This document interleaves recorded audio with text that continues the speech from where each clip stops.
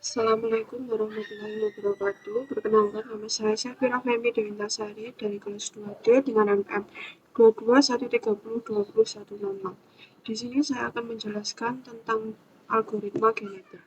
Algoritma genetik adalah metode komputasi terinspirasi oleh proses evaluasi alam. Ia menggunakan mekanisme seleksi, crossover, dan mutasi untuk menemukan solusi optimal dari suatu permasalahan kompleks. Dan dua, ada konsep dasar algoritma genetik. Yang pertama, populasi. Populasi adalah kumpulan individu atau solusi yang dievaluasi. Yang kedua, ada fitness. Adalah ukuran seberapa baik suatu individu dalam memecahkan masalah. Yang ketiga, ada operasi genetik. Operasi genetik adalah seleksi, crossover, dan mutasi untuk menghasilkan individu baru. Yang ketiga, ada komponen algoritma genetik. Yang pertama, ada representasi kromosom. Cara memodelkan solusi menjadi struktur data yang dapat diproses. Yang kedua, ada fungsi fitness. Menilai kualitas suatu solusi berdasarkan kriteria yang diterapkan. Yang kedua, ada operasi genetik. Seleksi, crossover, dan mutasi untuk menghasilkan individu baru. Yang keempat, ada proses algoritma genetik. Pertama, ada inisialisasi populasi. Membangkitkan populasi awal secara acak atau berdasarkan pengetahuan domain. Yang kedua, ada evaluasi fitness, yang menghitung nilai fitness setiap individu dalam populasi. Yang ketiga, ada seleksi, crossover, atau mutasi. Menerapkan operasi genetik untuk menghasilkan individu baru. Yang keempat, ada seleksi dalam algoritma genetik. Yang pertama, ada router will. Pemilih individu berdasarkan probabilitas proporsional terhadap nilai fitness. Yang kedua, ada rank selection. Individu dipilih berdasarkan peningkat, bukan nilai fitness absolut. Yang ketiga, ada tournament selection. Individu terbaik dari subset populasi yang dipilih secara acak. Yang keempat, ada elites, mempertahankan individu terbaik untuk generasi berikutnya. Crossover dalam algoritma genetik. Yang pertama, ada single point, adalah memiliki satu titik pada kromosom untuk pertukaran gen. Yang kedua, ada two point, memiliki dua titik pada kromosom untuk pertukaran gen. Yang ketiga, ada uniform, memilih gen dari kedua orang tua secara acak. Yang ketiga, ada aritmetik, mengombinasi nilai gen orang tua secara aritmetika. Selanjutnya, ada mutasi dalam algoritma genetik.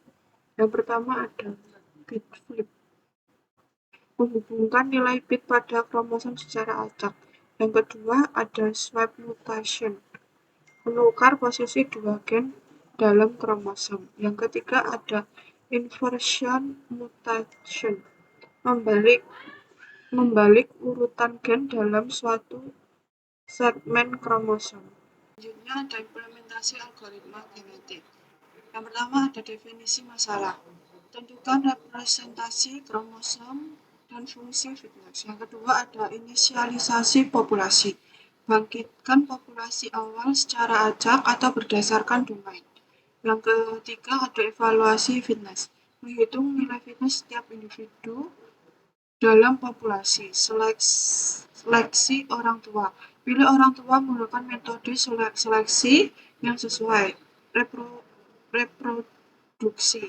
Terapkan operator crossover dan mutasi untuk menghasilkan anak. Evaluasi anak. Hitung nilai fitness anak dan masukkan ke populasi. Selanjutnya ada kriteria pemberhentian. Jika kriteria terpenuhi, maka proses dihentikan.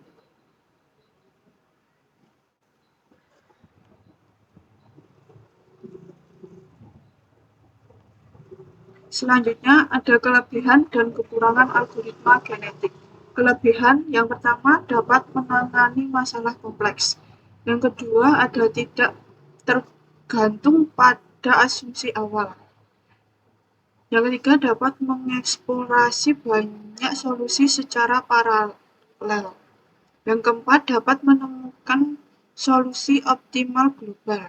Kekurangannya yang pertama memerlukan parameter yang sulit dioptimalkan.